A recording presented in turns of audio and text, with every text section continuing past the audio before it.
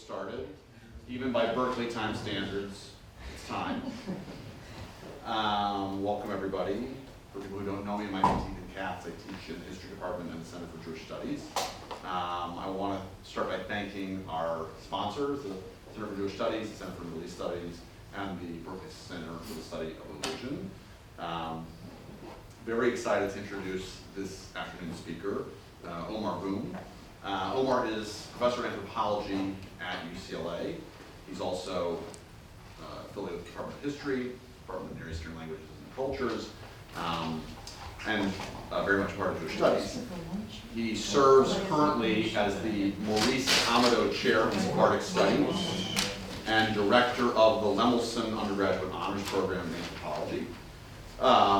Aomar has a remarkable story, and maybe he's going to tell us a little bit more when he, I don't know if that's going to enter into your talk at all, but he comes from a small Saharan community in southeastern Morocco, and his training is interdisciplinary, anthropology, history, Middle Eastern North African studies, Judaic studies. That's really reflected in his prodigious and diverse scholarship. His work is focused broadly on diverse aspects of North African Jewish-Muslim relations, and specifically on the way in which social interactions between these two communities have been understood in the historical center of the Middle East and in the periphery of sub-Saharan Africa and North Africa. And he's concentrated a lot on peripheral and marginal voices as a lens to bring new perspectives on dominant discourses on Jewish-Muslim encounters. His first book, Memories of Absence, How Muslims Remember Jews in Morocco, published in 2013. And that book, which won a lot of acclaim, and really opened a whole lens onto different generations of memory and different foci of memory among Muslims regarding Jewish life in Morocco. More recently, he published a volume with Sarah Stein on the Holocaust in North Africa, an award-winning volume. He's co-authored 5 books and more than 120 articles, among many other works. And his most recent publications include Wartime North Africa, a documentary history, 1934 to 1950, also co-edited with Sarah Stein, and Undesirables, a Holocaust journey through North Africa with the artist Najib Berber. I think that's what we're going to be hearing about today. He has more exciting work always on the docket. He's currently working on a book manuscript titled Moroccan Frames, Jewish Portraits, Diasporic Histories from Los Angeles, and a co-authored book that he's been working on for many years with another very distinguished scholar of North African Jewry, Daniel Schrader, on Morocco and the Holocaust, the story of Muhammad V saving Jews during World War II, 1940 to 2020. That's sort of the official bio. I'm just going to say a personal word because I've known Aomar for a long time. We've been friends for more than a decade, which is, at least makes me feel old. I think Aomar brings a really unique and special perspective to the story of North African Jewry and North African Jews and Muslims. I think it partly has to do with his own personal journey, that he's an incredibly tenacious and hardworking scholar, and he also has an incredible openness to so many different perspectives and so many different cultures, and that really plays out in the way he orients himself toward his scholarship, toward the world. I rarely use the frame of citizen of the world, but that is what I think of when I think of Aomar, and so it's a great pleasure to have you here at Berkeley and to welcome you.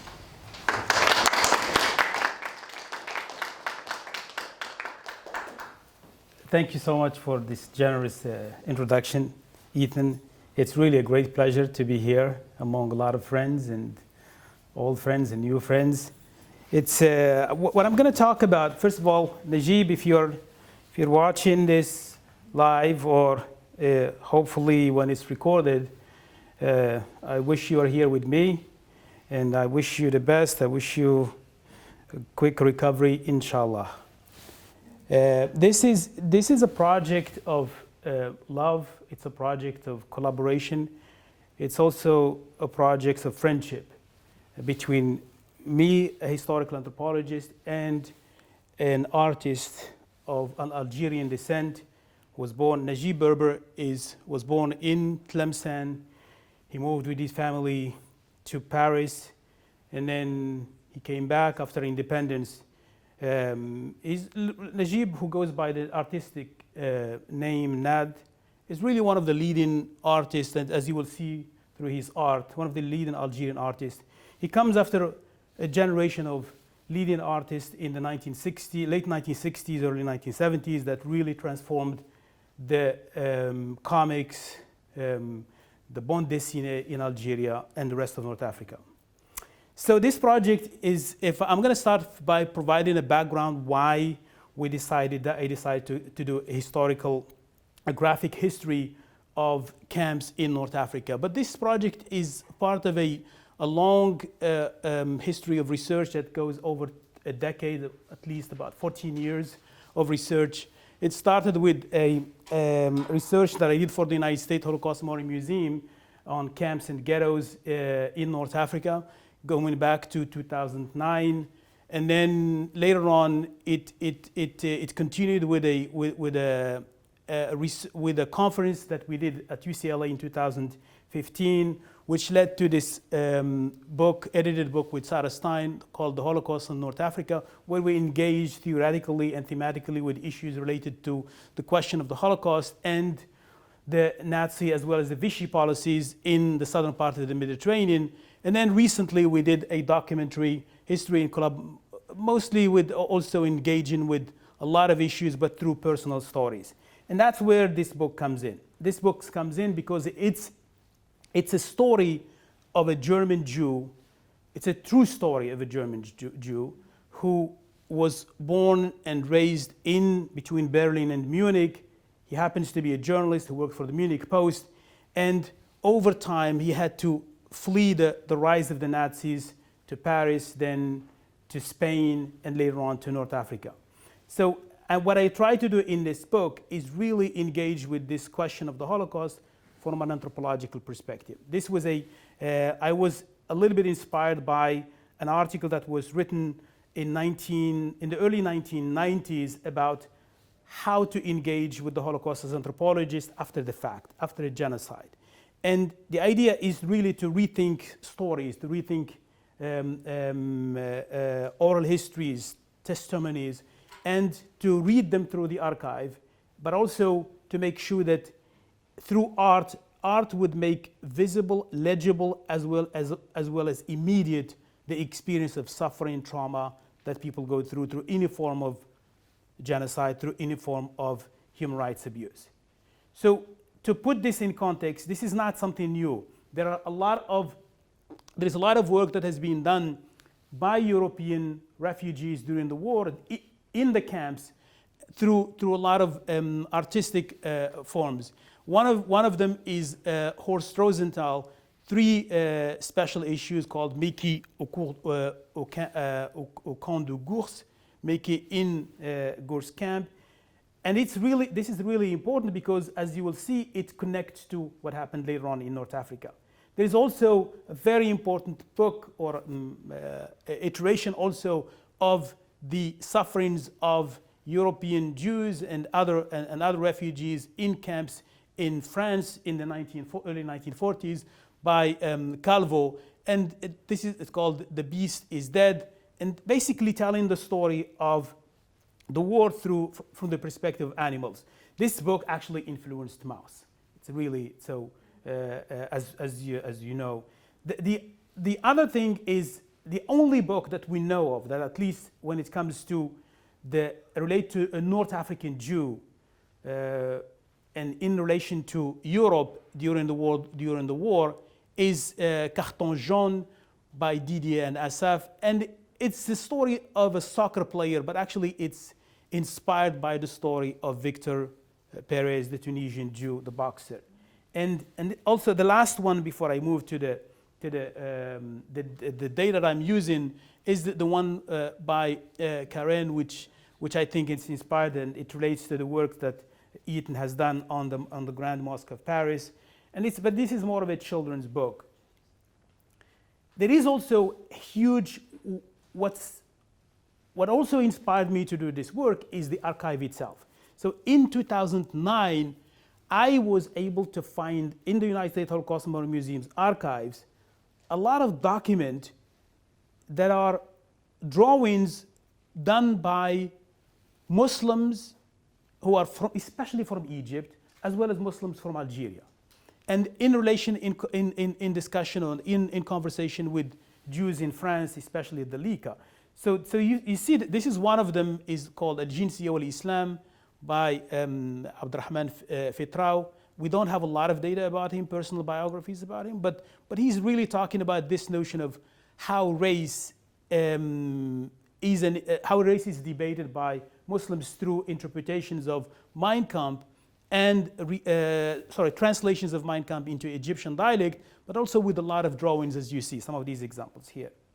There is also huge, not a lot, but we have drawings by refugees and internees in camps in North Africa. One of them is this example called Voyage de Gulliver Jelfa, and it's just a series of drawings that talks about how refugees are captured in Marseille, they're sent to Oran or other camps throughout North Africa. This is another example that you see here. It's the same booklet, and it was found by members of the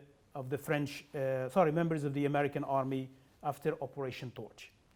And the last one is this example here from the same booklet. It shows the level of the forced labor in the camp of Jelfa.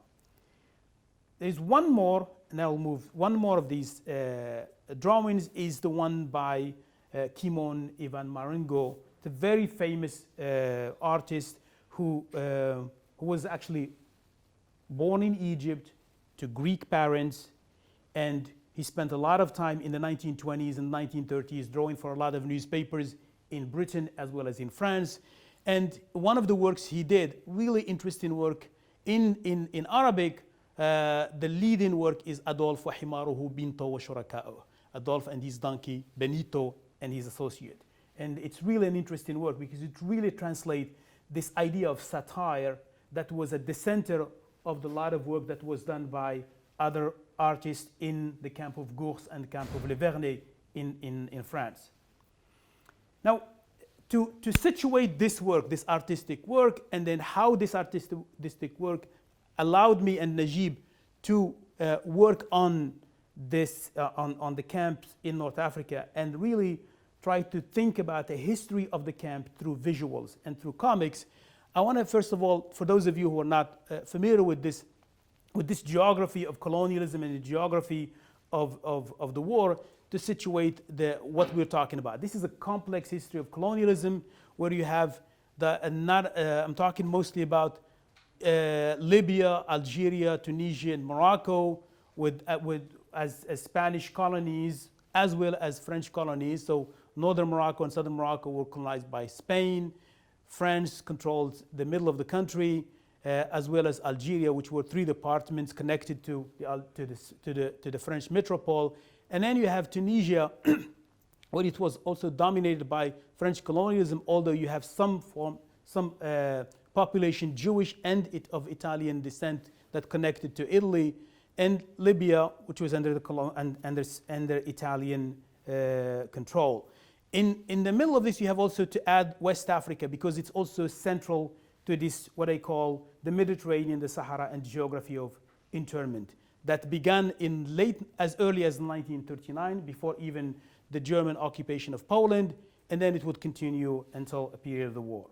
So that's the geography we're talking about. And then what you have, the Mediterranean becomes central to this conversation of circulation as people start to flee the end of the Civil War, the Spanish Civil War, as early as 1938-39. You already have camps, refugee camps in the southern part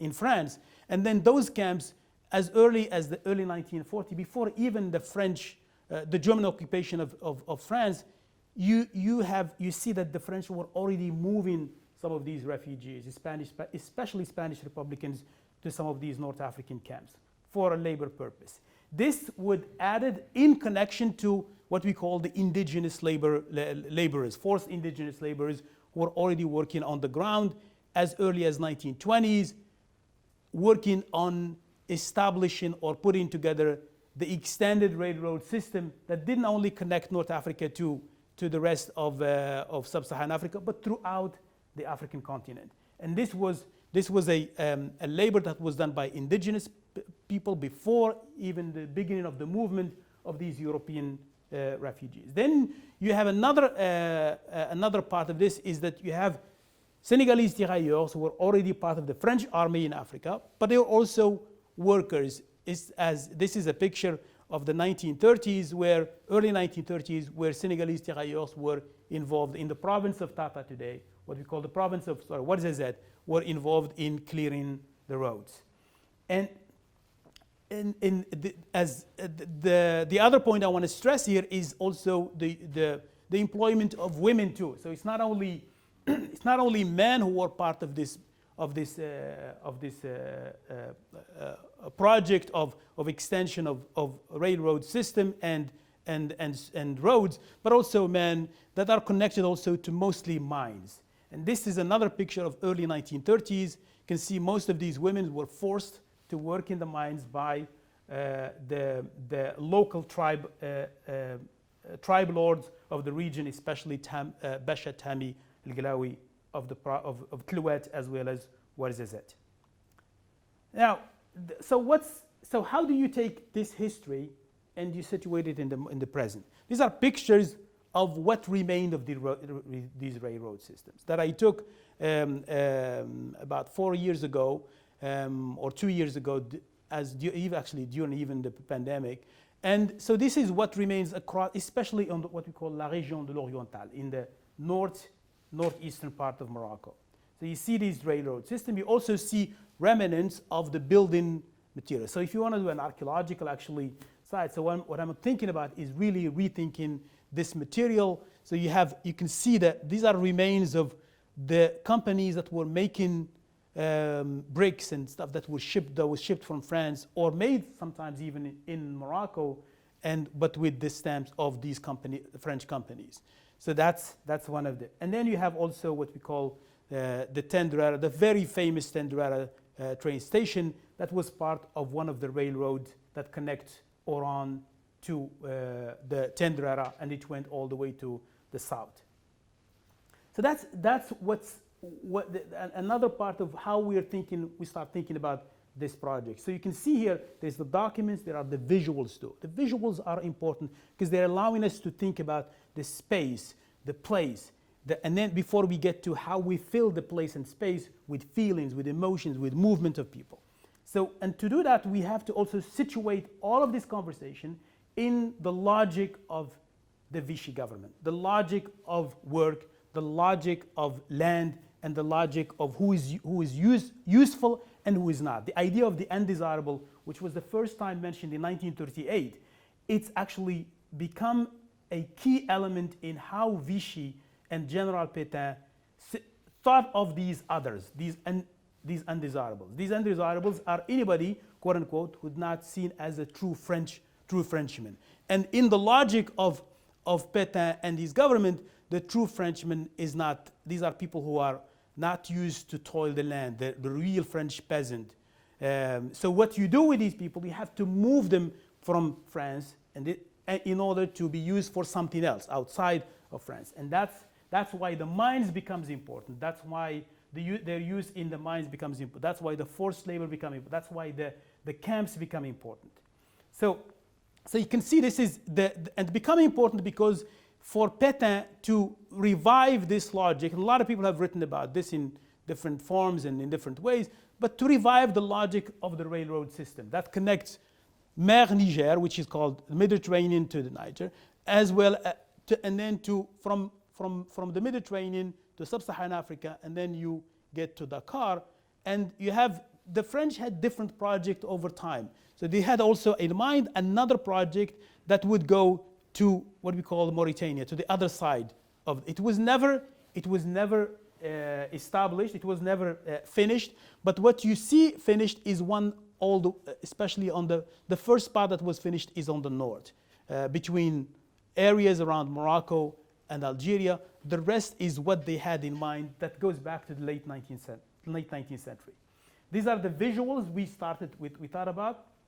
Yeah, sorry, thank you. So these are the visuals we thought about. Okay, how to use this now? Okay, so let me go back to this map. Yeah, so here you can see here, this is what's finished, and areas around here too.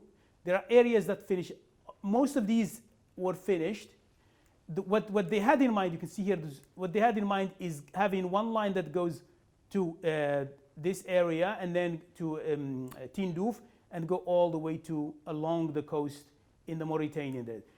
A part of it was done actually. If you're actually familiar with Mauritanian history now, there is one part that's still working, that's used for the movement of a lot of natural resources to the ports of to some of the Mauritanian ports. But then all of these was just in planned for to basically use the railroad system as a way to extract natural resources and to move them to the coastlines for European industries, French and later on German industries. So how did these people were used? They were used mostly through boats. So that's why actually when we talk about the idea of the sea, the idea of water, how people are moved from Europe to North Africa, we talk a lot about the erasure later on, why these camps were placed in the desert and why some camps were placed in the forest too. So how nature becomes a way to erase any types of memory and memorialization. And then some of the examples that she give you, and some of the examples you have. This is in this cargo that one of the refugees drew. This we got from some of the American, some of the archives of some of the American soldiers. So you can see the names here from all different countries: Armenia, Iran, Poland, Turkey, Romania, Russia, Hungary, Poland, Germany. And then you see all their names and why they were moved, why they were shown as undesirables. This is another close image of a map that you can see. This is a very, it's all over the internet, but also used in a lot of sources, in a lot of books. This is what's basically what we're talking about. We're talking about this area here, and then you see it goes away. It's inside Morocco, and all of this is all mines. Most of this area is full of mines, okay? And that's the reason. Manganese, cobalt, and this is a competition that was taking place between different European countries as early as the 19th century and even before that. And so, this is the big map of all of the camps that you see across the North Africa. And some of these camps are either labor camps, detention camps, or disciplinary camps. And then you can, depending on the areas, here you have some camps in West Africa, in Mali, in Senegal, and in Guinea. And most of these camps have different, they didn't have Jews mostly, or European Jews. Mostly these camps were reserved for sailors and mostly for sailors and soldiers. So in addition to the source, we had to rely a lot on the LICA's archive, mostly because, and I think there is a logic of why the LICA, which is the International League Against Anti-Semitism and Racism, which was based in Paris. This is the first organization that the Germans attacked once they occupied Paris. And the reason why, because the LICA had, as Ethan has done worked on his work and his research, it has connections to Turkey, to Egypt, to Algeria, to Morocco, and Tunisia. And of course, it's logical to find the majority of the sources that we're dealing with in this archive. So that's why we had to rely on this archive. So what did we find in this archive? We found one memoir written by a Muslim, Algerian Muslim, who Trois années de camp, mostly talking about the camp of Jenin Bourrezg, which was a disciplinary camp. So we used the description and what was mentioned in this camp to visualize, to think about the dialogue, to think about the historical context and so. And then we used also most of the writings with Max Ob. So when we began thinking about this project, and I'll show you the images later on, when we began talking about this graphic history, we thought about using Max Ob as the main source. But then we had a really hard time getting the permission from the family. So we decided to think about what we call a composite story, which I'll talk about later. What do you mean by composite history? And how you bring in the archive, the visuals, and think about how you write the story that takes you from one area to another to tell a story of the Holocaust through the perspective of a German, of a European encountering indigenous population. So the other thing we had to do, because we're talking about a Muslim context, a North African Muslim context, we had to see what kind of writings were that about anti-Semitism, Islamophobia, racism. So we have to read works that was done by mostly Algerians and North Africans, some Moroccans, and Egyptians. So we have this book, for instance, التقاليد الإسلامية والمبادئ النازية هل تتفقان. This was published in 1940. It was written by an Iraqi, Muhammad Naji Sidqi, called Islamic Traditions and Nazi Principles. Do they agree? Scientific, social, political, and religious research. And then we have, this is a very famous book, probably one of the most used books, is كشف الستار عن نظرية بعض الأجناس نصيب الشرقيين منها. This is more about revelations of a theory of supremacy of certain races. And it's really an engagement with Nazism, engaged with anti-Semitism by an Egyptian writer. And then two more things, and I'll get to the work, is photography. We couldn't find a lot of photographs because the French made sure that in the camps cameras are not used. And even though actually some refugees and some internees were able to use their cameras. So we used in the book that I co-edited with Sarah Stein, Wartime in North Africa, we were able to use a lot of photographs that were taken by somebody who lives actually right now in Mexico City. The descendant of, was given to us by somebody, a descendant of a refugee who lives in Mexico City. And the guy was able to use his camera. So but we still don't have a lot of photos and images. This is different from what the Nazis had in Europe because the French had a different ideology of how to use the camps, as we will see. And then we have some of these photos that are reproduced, especially that you see today in some of the camps, in some of the archives in France. Unfortunately, even though a lot of Spanish Republicans had access to or have sources and have photos and documents, this is something actually that more research needs to be done on the Spanish Republican side. So now I'm going to take you quickly to the project itself. So this is the project. So this is it's a story. What we try to do is really, and this is what I call, this is why for me anthropology and ethnography is a way, after the fact, after the genocide, you can actually think the archive, you can breathe life into the archive and allow the documents, the voices of individuals to bring an immediacy to the reader in the moment, to experience the suffering, to experience the trauma. So what we did, we tried to make it more complex. This is not only a European Nazi story, but also we thought there is a way to think about it as a global history, in the sense of thinking about people's movement, people's circulations, whether done by the bureaucracy of the war, whether the individuals themselves. So we thought about centering it around Hans, and we had a story. We did find a lot of materials about Hans, who worked for the Munich Post. We did actually even go to Munich, and we saw where the building is, and then Hans is his father is a German bookkeeper, and this is another main character in the book. Yusuf, the mother shows up, but the mother is from a Sephardic background, and she was not during the Nazi rise to power. She was in Spain because she was an activist. She was part of the strikers movement in the early 1930s in Spain. Then you have Johannes, who was a Marxist, the communist, and Makhlouf, the Algerian Jew, who had to leave Algeria to Paris because of the rise of anti-Semitism in Algeria at the beginning of the 1930s.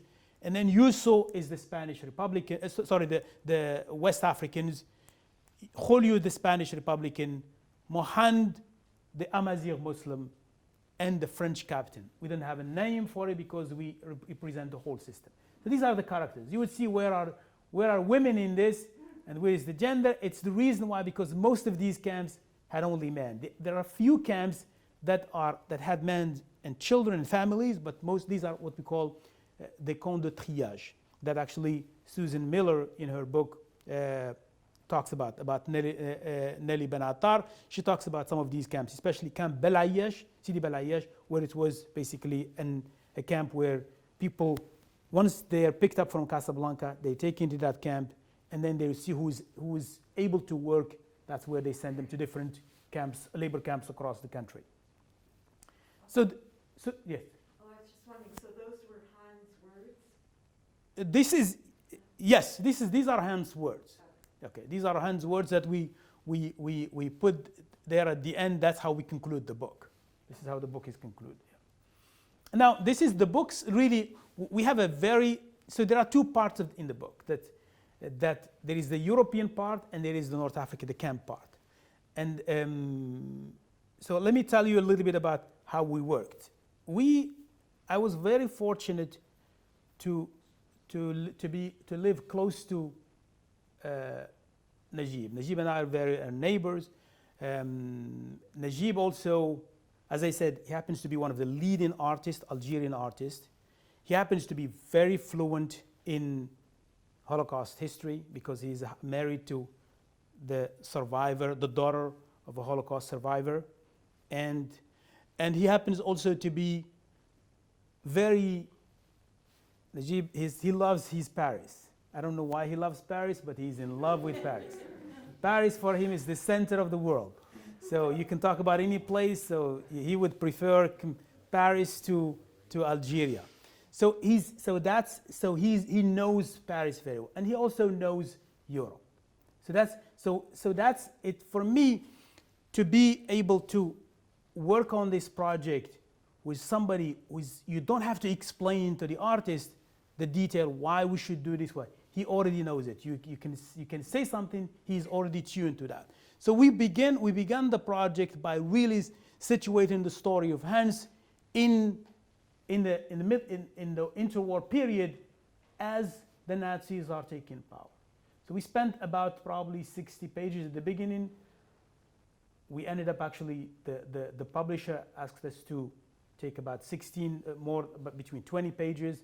He almost had a heart attack, so we had to negotiate because he didn't even want it to publish. You know how artists work. So we have to negotiate what we should take out. So there is a section actually where we talk about the Quakers. The Quakers are an important part of this conversation, especially in Germany. And so we had to take a section. We might have to publish it in a different journal separately.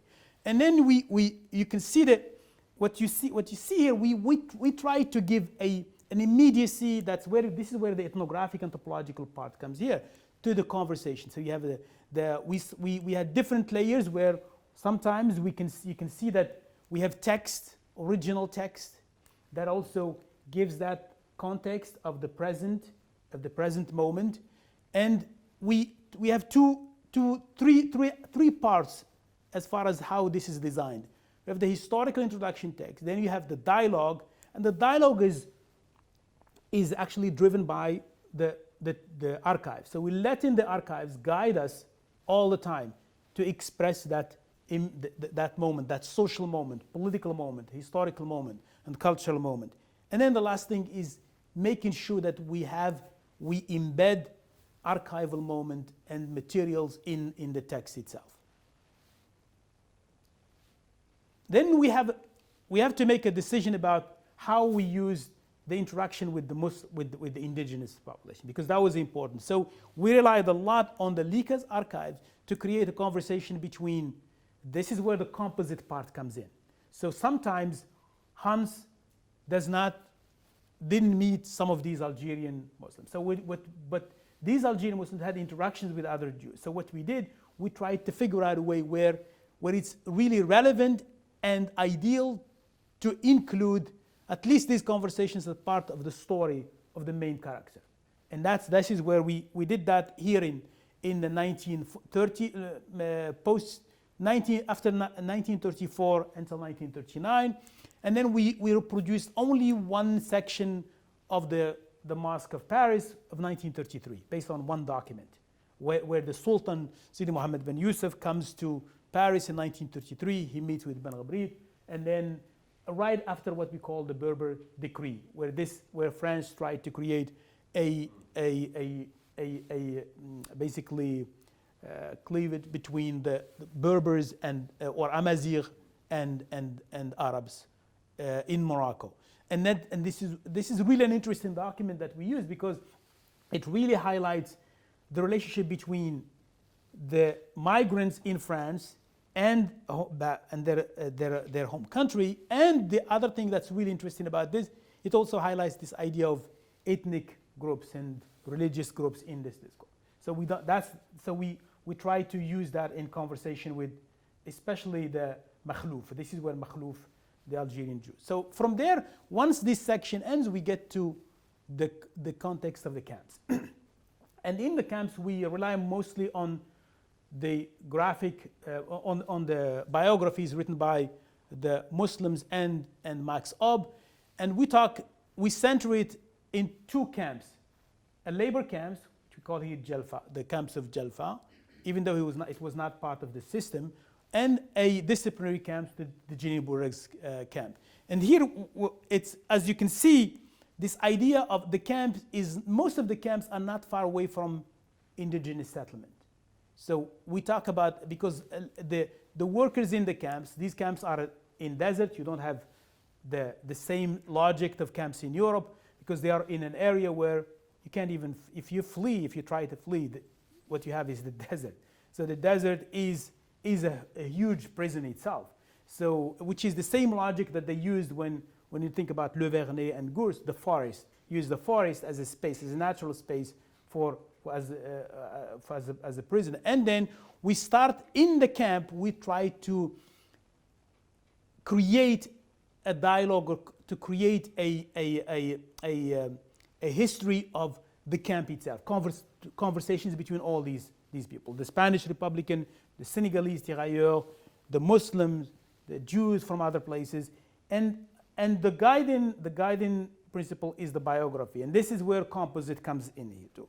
So then we try to connect the camp or people in the camps to the villages. So we bring in the history of also Algerian Jews, Saharan Algerian Jews, and then we rely on secondary work that's done by historians, including the work of Sarah Stein and other Algerian scholars.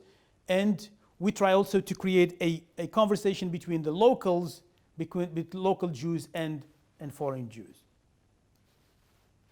The last point, and that's also central in this, is the inclusion of the black voice, and whether we're talking about West Africans or African Americans. And I think for us, is as a way to really push the conversation a little bit further as far as the comics, not only in Europe, is really to include Léopold Sédar Senghor, for instance, was in camps in France, and he encountered not only West Africans and Moroccans and Algerians, but also encountered African Americans. So we have actually conversations talking about it. So what we try to do is really to give voice to what happened in areas, for instance, in some areas in France, in Lyon, for instance, when the Germans, the first thing they did is they used this story, the history of World War II, to really punish the Senegalese and West African soldiers in the French army by killing them. And then at the same time, we try to talk about the Senegalese tirailleurs and West Africans and their mistreatment, not only in the French system and their use in the French system going back to early 1900, and also their killings by French army in Senegal too. And that's where the text for us is a way not only to remember this history, but to memorialize it in the absence of memorials. So in the absence of memorials, the graphic history becomes a history of remembering and memorializing as we wait for, hopefully, in future times, ministries of education and ministries of cultures to think about sites like that I mentioned before, to think of them as sites of memorialization. Thank you.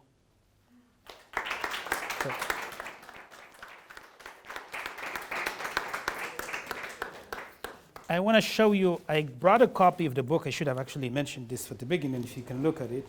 So, yeah. Oh, where is This is in Tunisia. This is the only memorial we have in. Yeah. You can look, that's the, so happy to answer any questions you have. And where in Tunisia is it? This is the only memorial, I forgot the name, but it's somewhere in, I think it's in Tunis. It's the only, this is the workers, the Jewish workers who died during the Nazi occupation. During the Nazi When was occupation. the monument built? Sorry? When was this monument built? I don't remember exactly what date yet. But But this is the only memorial we have of wartime. after Tunisia became independent? Yeah, after Tunisia became independent, yeah. This is the only memorial we have that includes all the names of the different Tunisian workers who died under Nazi occupation. Do you know exactly the date? When this was built, Yes, yeah. it feels like it potentially actually could be recent, because that's when there's I know, been a lot more attention to Holocaust memory in Tunisia, but I don't know. but the script looks The old. script looks old, yeah, Yeah, you're right. the script looks Yeah. Art Deco. Yes. Thanks. I would like to know a little bit more about these books, Islam and Racial Theory. Could you say a little bit more about them? These are interestingly enough, these are really books that try to frame race from an Islamic perspective. So, and most of the writers, so with the exception of the Iraqi author, if you look, for instance, at the Malicious book, the Malicious book was really it's a book written by somebody who was trained in Al-Azhar, Hamid al-Maliji, and he goes against Gobineau's. He really critiques all these racial policies and racial ideologies that are coming from France. So he separates distinguishes between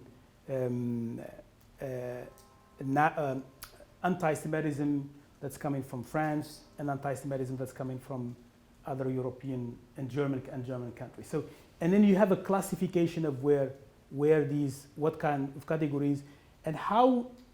Then he gets to Mein Kampf, and breaks it down in terms of what terms are used in Mein Kampf that also targets Muslims and targets blacks, and so it's a classification of the different terms that, depending on how these racial categories are defined by at least all these authors, and then also at some time there is a lot of quotation and then engagement with anthropology, German anthropology.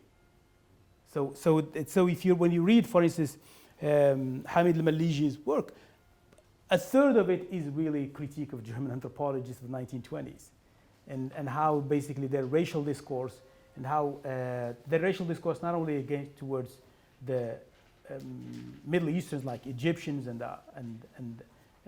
Syrians and Lebanese, but also the racial discourse versus the Moroccans, and how they are also used by Spain and Italy and France in their wars against each other.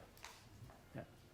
So it's well-informed. It's really well-informed discourse about race that engage with all these disciplines, mostly anthropology. Yeah. Go ahead, Sorry. no, go. Sorry. Thank you so much for the talk. I have your book, which is really beautiful, and congratulations to you and your co-author. It's amazing. What I'm intrigued by is that it's published by Stanford University Press, and it's written in English. And so I'm sort of interested in what you see as your audience, your ideal audience, and maybe your actual audience, and also the publisher. I was struck by the images reminded me of more French bande dessinée than American graphic novels, and so I was kind of intrigued by, the language decision, I suppose, and yeah. That's a great question. So that's a great question, and so our audience primarily is a Middle Eastern, North African audience. but it has to start somewhere. So we start with the English because we thought that, first of all, we wanted to see how the book will be received in the United States, because we're talking about the Holocaust studies, and so it's really a project for us. It's about Holocaust studies too, and how in the rise of fascism that you see even in the West and in Europe. So this is a project for us. It's about engaging with this emergence of anti-Semitism, Islamophobia, xenophobia. So it's a project that we think there is an audience for in the West. And we chose, you're right, this mixture between the French model of bande dessinée and a little bit of American, because Najib really very fluent in both. But we thought that we want, with the brushes, with the unique dark element and black and white, we want to really convey these feelings of that around what these refugees later on became internees go through. Now, the second, why it's meant for students of Holocaust studies, history of North Africa, literally a lot of disciplines we think in classrooms across the country. And I'm really happy with the way it's being received, but a lot of people are using it and engaging with it. In Stanford University Press, what I really appreciate from here is that I think I'm very grateful because they believed in it. They saw it, they thought this is a good project. We discussed the project with other publishers. I'm not going to mention their names here, but we discussed it, and then they were excited, but they want us to change things. And then Najib and I, we made the decision we're going to do it our own way, and then if people ask us to change things, we're going to publish it in Morocco. And that's where I'm going to my next part of my answer is that the book is translated into Arabic, it's translated into French. They're already ready, and we have a publisher in Morocco with a good distribution across Europe, even in the United States, and a lot of 2 ministries of education in 2 Arab countries that I'm not going to mention their name yet are interested in the book. They want to use it as a textbook for high school and university, mostly high school. So I think it's really readable for high school. As long as you have the context, it's really readable for the high school. And that's what I had in mind. And so I used my daughter. I used to use my daughter as a way to basically tell me what. So the cover was inspired by my daughter.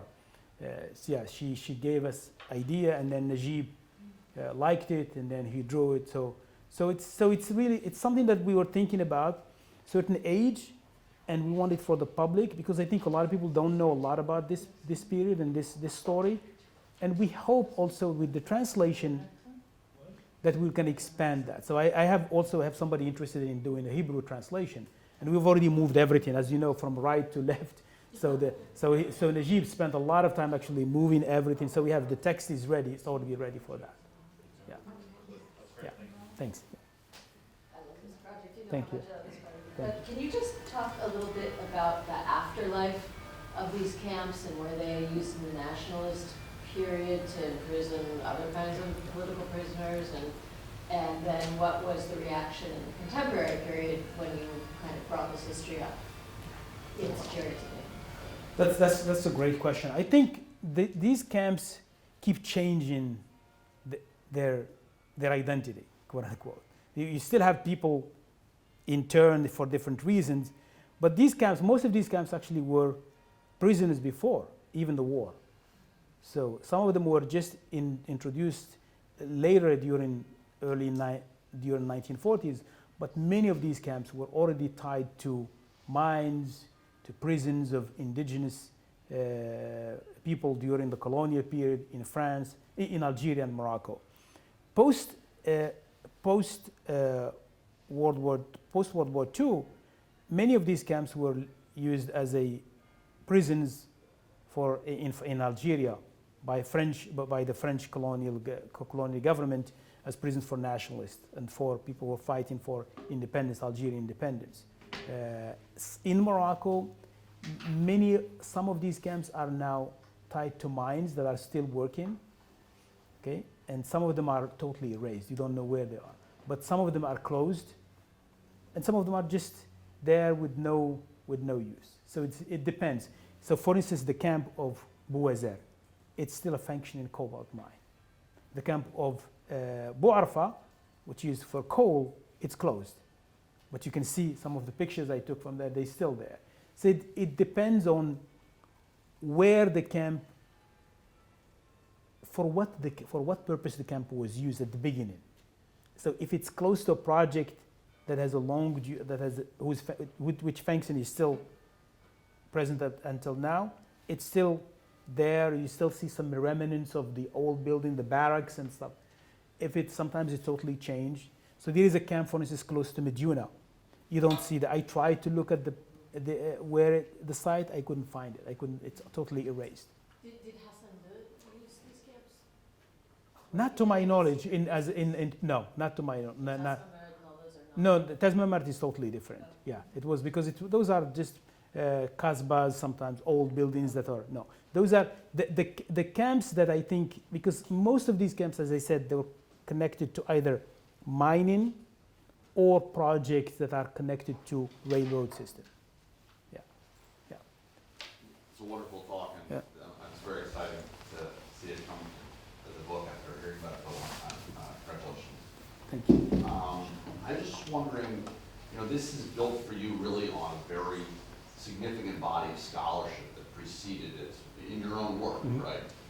So I know for you it was a process in thinking about like, what can I do with my scholarship that has always been tied up for you with questions of memory and contemporary consciousness. What can I do with that to reach a wider, audience and affect, sort of collective understanding? So I just wondered if you could talk a little bit about that process of how you thought about, moving to what is fundamentally a very different genre, that scholars don't usually write in, and why you decided to do that, and what the particular challenges for you, in writing in that different way.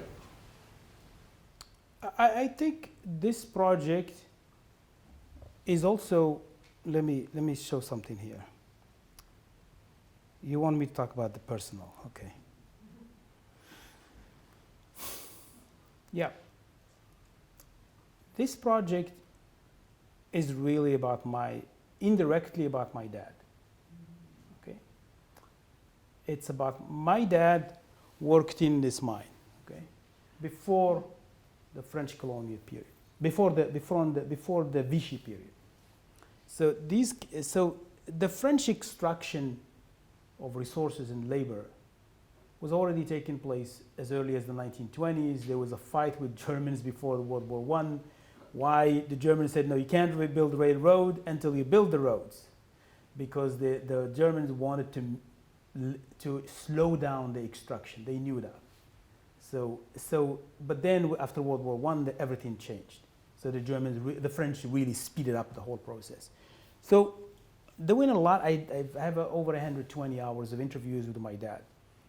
And he talks about this. He talks a lot about how the French, you take a letter to this place, and when you don't take the letter from one place to another on foot as a forced labor, you go and work what we call, you give 4 days to the family to work in this labor, in the camp for the cobalt, because the French needed the cobalt and the manganese in the interwar period in the 1920s.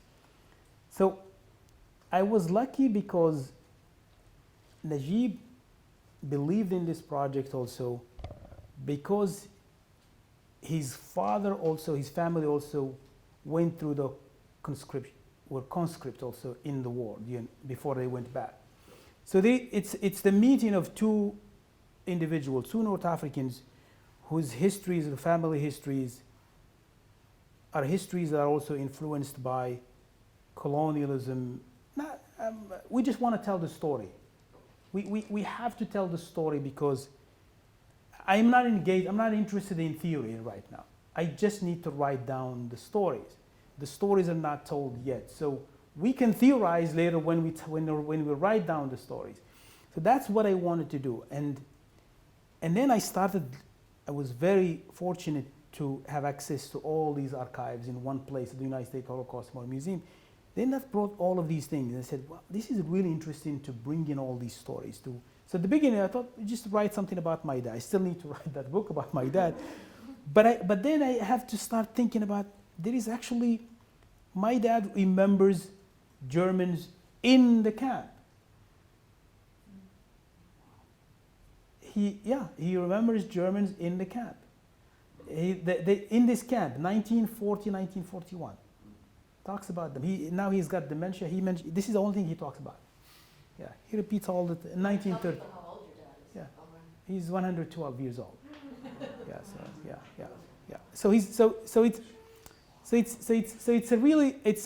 So that's why.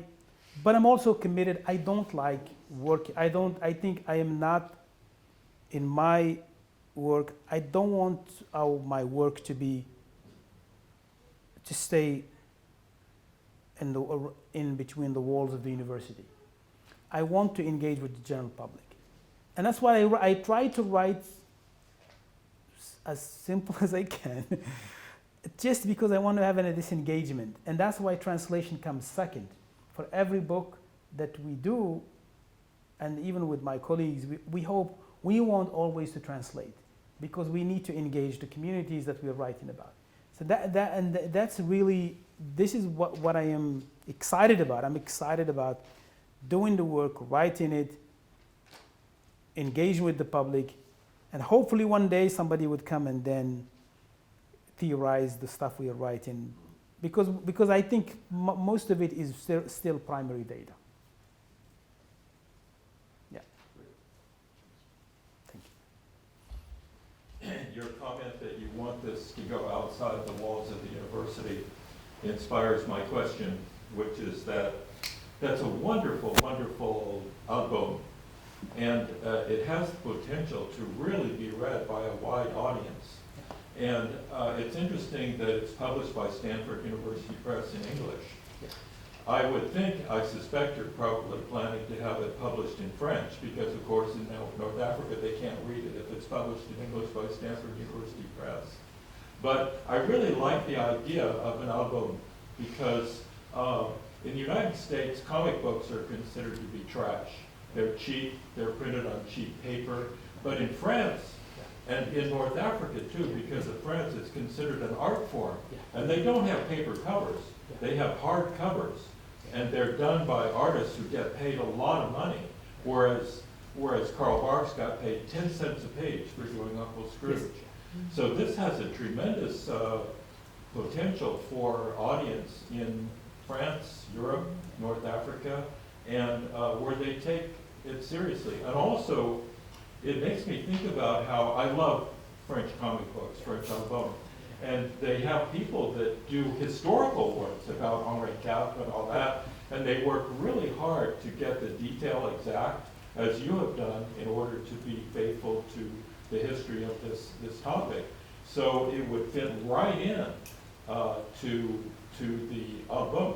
They have a big convention every year in Angoulême, which is a big deal, and they really take this seriously. And I read somewhere that nearly half the publications in France consist of albums. That's true. And here it's just not taken seriously. But it is. If you go to bookstores now, you see a lot of shelves, all comics, all bande dessinée. Are you going to publish it in French? Yes. It's now being prepared to come out. Who will publish it? It's a Moroccan publisher Morocco. who has a Oh. wide distribution in France. Uh-huh. Because I gave it to some French publishers and they want me to take certain sections. I said no. Yeah. Which Oh. Moroccan? Will it be in Retnani. Arabic or French? Retnani, because Retnani, he does really good. Oh, He's good. He's the best.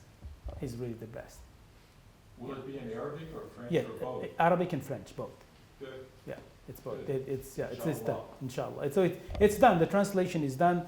We're just now the process of putting together stuff. And Good.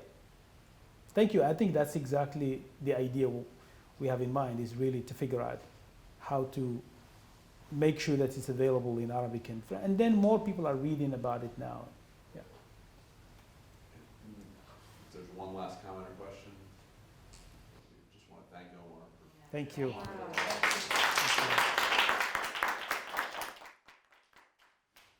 Thank you so much for having me. Thank you.